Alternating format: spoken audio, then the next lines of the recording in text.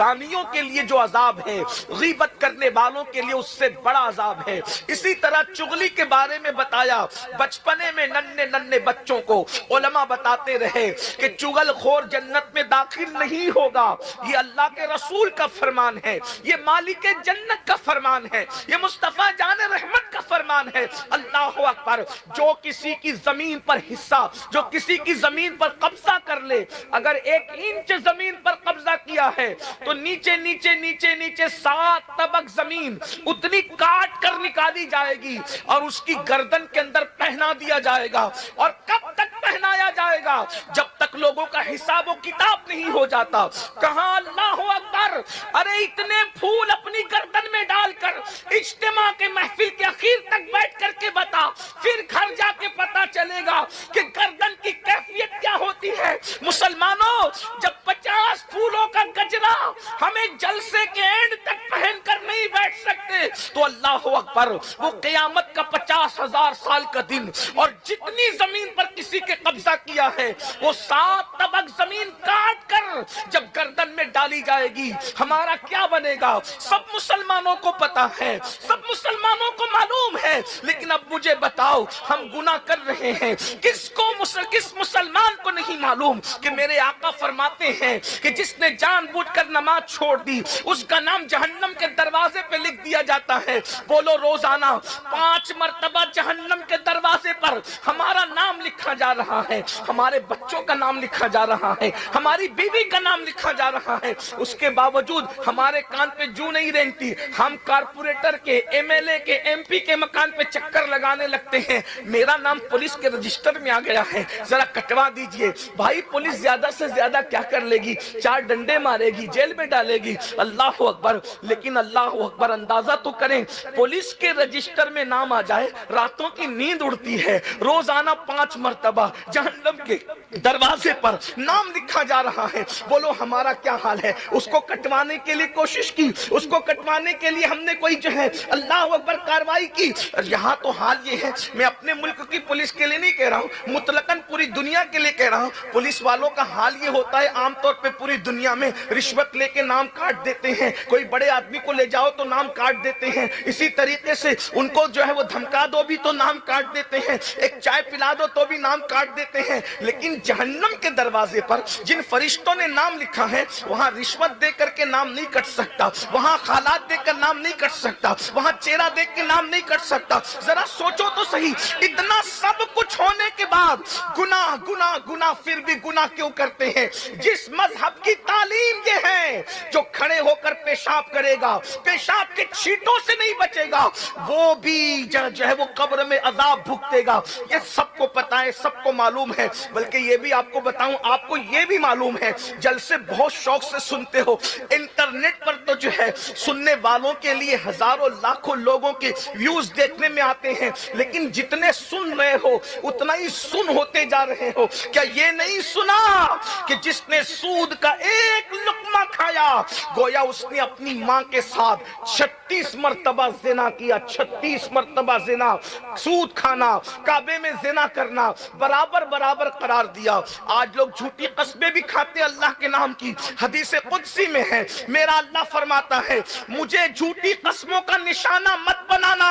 پھر اللہ فرماتا ہے غیرت والا خدا ارشاد فرماتا ہے جو میرے نام کی جھوٹی قسم کھائے میں اس کی 7 پشتوں پہ لعنت کرتا ہوں۔ کیا ہم نے یہ نہیں سنا؟ سب کچھ سنا ہے، لیکن پھر ہم گناہ کیوں کرتے ہیں؟ اصل عنوان یہ ہے، اس کی طرف آتے ہیں۔ اللہ اکبر۔ رونا تو ہم روز ہی روتے ہیں، لیکن گناہ کا حل بھی تو پیش کریں۔ ہم گناہ کیوں کرتے ہیں؟ گناہ کرنے کی وجہ کیا ہے؟ صحابہ کرام گناہ نہیں کرتے تھے، اولیاء کرام گناہ نہیں کرتے تھے، اکابرین گناہ نہیں کرتے تھے۔ آج سے 100 سال تک پہلے مسلمانوں کو دیکھو، وہ لوگ گناہ نہیں کرتے تھے میرے بھائی، وہ لوگ حتی الامکان گناہ سے بچتے تھے۔ یہ نہیں کہہ رہا ہوں کہ وہ معصوم تھے، یہ نہیں کہہ رہا ہوں کہ وہ محفوظ تھے، آج سے 100 سال پہلے والے لوگوں کی بات کر رہا ہوں۔ صحابہ تو ہمارے عقیدے میں محفوظ ہے، اولیاء تو ہمارے عقیدے میں محفوظ ہے، اہل البیت تو ہمارے عقیدے میں محفوظ ہے، انبیاء کرام معصوم ہیں۔ لیکن آج سے 100 سال پہلے والے لوگ گناہ کیوں نہیں کرتے تھے؟ وہ محفوظ نہ ہونے کے بعد بھی گناہ کیوں نہیں کرتے تھے؟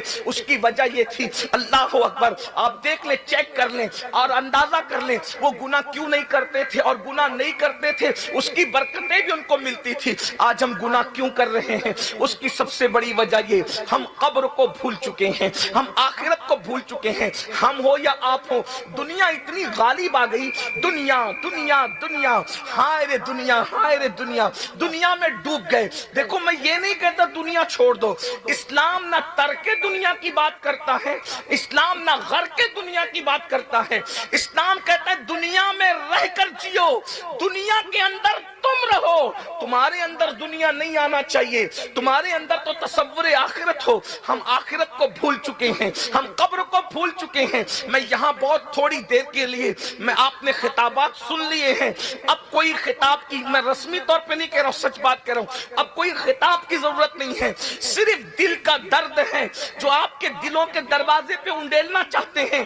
اللہ کرے دلوں میں بات اتر جائے, خدا ہماری زبانوں میں اثر پیدا کر دے, ہماری بہنوں کے دلوں میں بات اتر جائے. بھائیوں قبر کو بھول چکے ہم, میدان محشر کو بھول چکے ہم. بلکہ بہت سارے مسلمان کہلانے والے تو ایسے بھی ہیں جن کو یقین ہی نہیں ہے کہ مرنے کے بعد اٹھنا بھی ہے, جن کو یقین ہی نہیں ہے کہ میدان محشر بھی ہوگا. اس لیے وہ بالکل فرعونوں کی طرح, نمرودوں کی طرح اپنی زندگی کو گزار رہے ہیں. یہاں پر حرام کام کھلے عام کرتے ہیں, کون کیا کر لے گا, جھوٹ کھلے عام بولتے ہیں, کون کیا کر لے گا. اللہ اکبر. اسی طریقے سے تھوڑی سی دولت آ جائے تو ان کے اندر فرعونیت جاگ اٹھتی ہے, کون کیا کر لے گا. مگر مسلمانوں میں تمہیں کہتا ہوں, مسلمانوں کو پھر سے مسلمان بننے کی ضرورت ہے. قبر حق ہے, میدان محشر حق ہے, اس کی حقانیت کو مانے بغیر کوئی سچا مسلمان ہو ہی نہیں سکتا. یاد رکھو, ارے جو ماں کے پیٹ میں ہمیں زندہ رکھ سکتا ہے, کیا وہ قبر کے پیٹ میں ہمیں زندہ نہیں رکھ سکتا؟ جو پہلی مرتبہ ہمیں پیدا کر سکتا ہے, کیا وہ دوسری مرتبہ ہمیں پیدا نہیں کر سکتا؟ اور پھر ہم تو سنی, جب ہم یہ مان چکے کہ عبدالقادر جیلانی کی ٹھوکر سے مردہ زندہ ہو سکتا ہے, جب عبدالقادر کی قوت کا یہ عالم ہے تو قادر کی قوت کا عالم کیا ہوگا؟ نعرے تکبیر, نعرے رسالت, حضور سید صاحب. لوگ کہتے ہیں اولیاء اللہ کو ماننے سے شرک ہوتا. میں نے کہا شرک تمہیں ہوتا ہوگا, ہمارا عقیدہ تو مضبوط ہوتا ہے کہ جب عبدالقادر ایسے ہیں تو قادر و قیوم کی شان کا عالم کیا ہوگا. ہمارا عقیدہ مزید مضبوط ہوتا ہے. تو یاد رکھو, ہم قبر کو بھول گئے, ہم موت کو بھول گئے, ہم میدان محشر کو بھول گئے. لیکن اتنا ضرور ہے, ایک دن جانا ہے. اور پیدائش اور موت کیوں ہے؟ اللہ اکبر. زندگی اور موت کیوں ہے؟ جب زندگی دی تھی تو موت نہ دیتا, موت دی تھی تو پھر زندگی نہ دیتا. لیکن موت بھی اسی نے پیدا کیا. پر گھمنڈ کرنے والوں, 70 سال پر اترانے والوں, 100 سال تک تو کوئی جلدی پہنچتا بھی نہیں ہے. لیکن اگر 100 سال تک پہنچ بھی جاؤ تو انسان کی زندگی کتنی ہے بتاؤں. صوفیہ نے بہت اچھے سے سمجھایا. گو کہ فقہی طور پر اس اذان کا اس نماز سے کوئی تعلق نہیں ہے, لیکن یہ صوفیانہ فلسفہ ہے. جب بچہ پیدا ہوتا ہے اس کے کان میں اذان پڑی جاتی ہے اور اس کے بائیں کان میں اقامت پڑی جاتی ہے. اور جب انسان مر جاتا ہے تو اس کی نہ اذان ہوتی ہے نہ اقامت ہوتی ہے, ڈائریکٹ نماز ہوتی ہے. صوفیہ کہتے ہیں کیا پتا چلا اے پیدا ہونے والے مسلمان, تیرے کان میں اذان بھی ہو گئی, تیری اقامت بھی ہو گئی, اب تیری جماعت کھڑی ہونے والی ہے. تو اقامت اور جماعت کے درمیان جتنا وقفہ ہے بس اتنی ہی تیری زندگی ہے. اتنی تھوڑی سی زندگی میں اب چاہے تو تو جنتی بن جا, چاہے تو جہنمی بن جا, چاہے تو نیک عمل کر لے, چاہے تو بدعملی کر لے, چاہے تو تو سجدوں سے زمین کو آباد کر دے, یا تو پھر تو گندگی سے زمین کو گندا کرنے کی کوشش کر لے. تو جو چاہے کر لے, حلال کھا کے خدا کو راضی کر لے یا حرام کھا کے اللہ کو ناراض کر لے. بہت تھوڑی زندگی لے کر آئے ہو. جو ہماری عمر کے لوگ یہاں موجود ہیں, 35-40 سال کے جو لوگ ہیں, ذرا مڑ کر دیکھیں 35-40 سال کہاں گزرے. ایسا لگتا ہے صبح ہوئی اور شام ہو گئی. اللہ اکبر. 50 50 साल वालों से पूछो कितनी जल्दी गुजर गए 50 साल, 60 साल वालों से पूछो कितनी जल्दी गुजर गया बचपना। मेरे भाइयों, इसी तरह मौत भी आने वाली है। बचपना कितनी तेजी से गुजरा, जवानी कितनी तेजी से गुजरी, और अब बुढ़ापा है बुढ़ापा। और एक बात याद भी रखना, कोई ये ना समझे कि बूढ़े होने के बाद ही मरते हैं, नहीं नहीं, आने में तरतीब है। पहले दादा आएंगे, फिर अब्बा आएंगे, फिर पोता आएगा, आने में तरतीब है, जाने में कोई तरतीब नहीं है। कोई जरूरी नहीं है कि दादा पहले आए थे तो दादा ही जाएंगे, दादा पहले आए थे पोता भी पहले जा सकता है। इसलिए बुढ़ापे के इंतजार में न रहना। और ये मौत क्या है, अल्लाह अकबर। आइए मैं आपके सामने मौत का फलसफा रखूं, जरा गौर से सुनना मेरे भाइयों।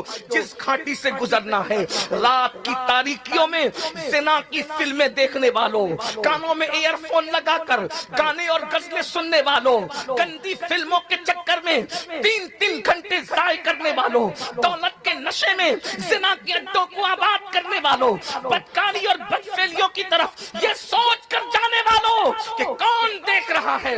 बताऊं तुम्हें कौन देख रहा है?